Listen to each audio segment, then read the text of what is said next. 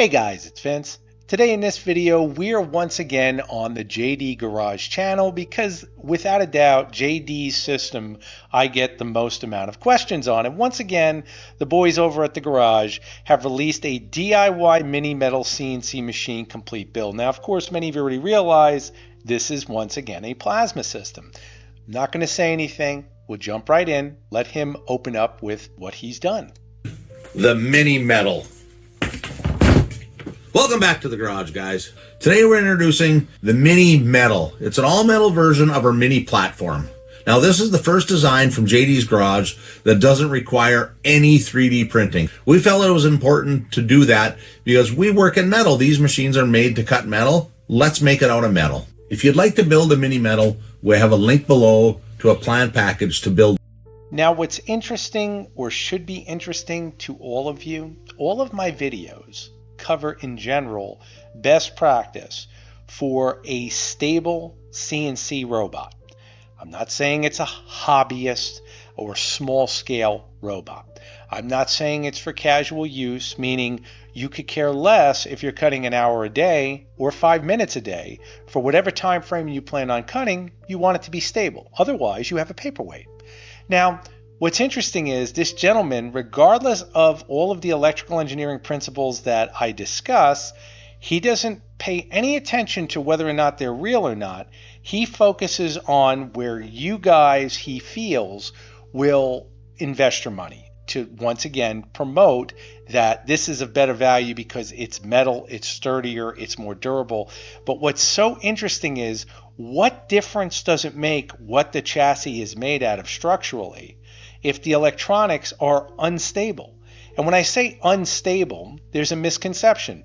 Guys feel that when I say unstable, it means I have no proof behind this. The problem with a CNC robot is when you build in instability by using inferior engineering, what you're essentially doing is saying you're gambling. You're going up to the casino and you're rolling the dice over and over again, expecting to get precision results when it does not happen.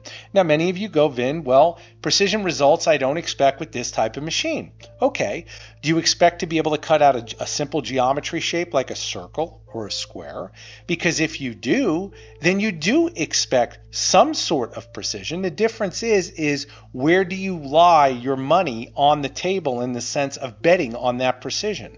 Are you okay with a machine not performing accurately over and over again?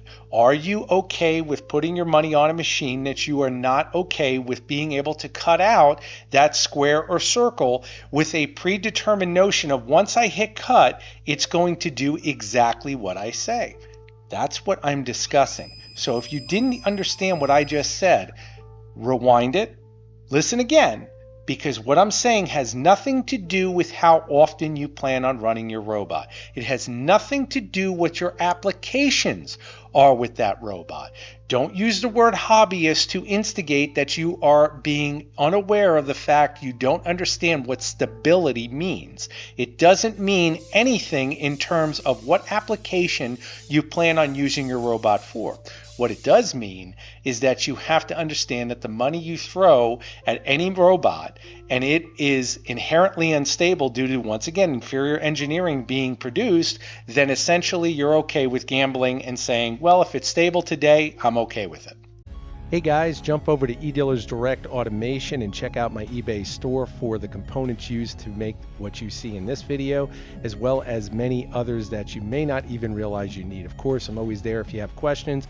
Message me and I'll get back to you as soon as possible. And of course, I do custom engineering as well as consultations. Thank you for watching this video and your support. Take care. One of these mini metals. Within the plans list, you get a detailed parts list. This list contains everything needed to complete the project, right down to the last nut and bolt. There's also links on where to buy all this. Everything, once again, on this chassis is anodized. Just pointing out obvious facts. Anodizing is an insulator. I've said this on all his chassis. He never changes that. Stuff to complete the projects. We also have a list of the sheet metal parts and drawings for each, and a DXF file for each if you want to cut them out on one of your other JD's Garage machines. The mini metal is assembled similarly to the mini 3D print. The difference The mini metal, just like all of these machines using extruded aluminum, are assembled like an erector set. Many of the guys that are assembling these chassis, I'm going to say in essence, most 5 to 8 year olds today with the technology and resources we have available will easily be able to assemble a chassis like this. It's not rocket science. The issue is when we start dealing with stability due to inferior practices when it comes to engineering a stable robot. That's where things get hairy. That's where you have to know more than screwing a bunch of hex screws in place to make sure that the robot is fastened correctly. This is once again why my videos are made. It's not made for the guy who's okay pissing away $35 and maybe 3 months of engineering to hopefully get this robot correct. It's made for those novice guys who think that purchasing a plasma machine is as easy as just going on YouTube and watching for the latest video that some guy created in his garage with his son or whoever else is there to pretend that they can build a stable plasma robot in any size for about $300 to $400. Being we use metal parts instead of the 3D printed parts. It uses the same aluminum extrusions along with the same T-nuts and hardware combination. Within the assembly instructions, there's a detailed step-by-step sequence on how to assemble and complete. Where's the engineering diagrams as far as the electronics to make everybody understand about electromagnetic interference and how it reduces the stability overall on using this robot in the presence of high producing electromagnetic interference devices like a plasma cutter? None of that is covered in this manual. If it was, I'm sure he would highlight it because it would be really interesting to see compared to the fact that all other YouTubers and content creators that are creating content based around this never include it with their robots. Isn't that interesting? The machine. Each step will list the parts needed for that step, the quantity of each, and then it'll show pictures and diagrams of how to complete that step. The plans come with 3 templates for the electrical box, one for each side and one for the bottom. You're required to drill a few holes in the bottom to attach the control board, and in the ends, you need to drill some holes for fan, exhaust, and for cable entry and exit. So the control board, once again, we know is USB, Universal Serial Bus, which is completely unstable for plasma CNC use, mainly due to the large presence of electromagnetic interference, once again proven by all of the evidence I'm putting on screen, but it gets even better. I'm going to take it one step further. So many guys out there get butthurt when I do videos like this and say, you're being arrogant. No, I'm being truthful. And don't confuse the truth with your feelings.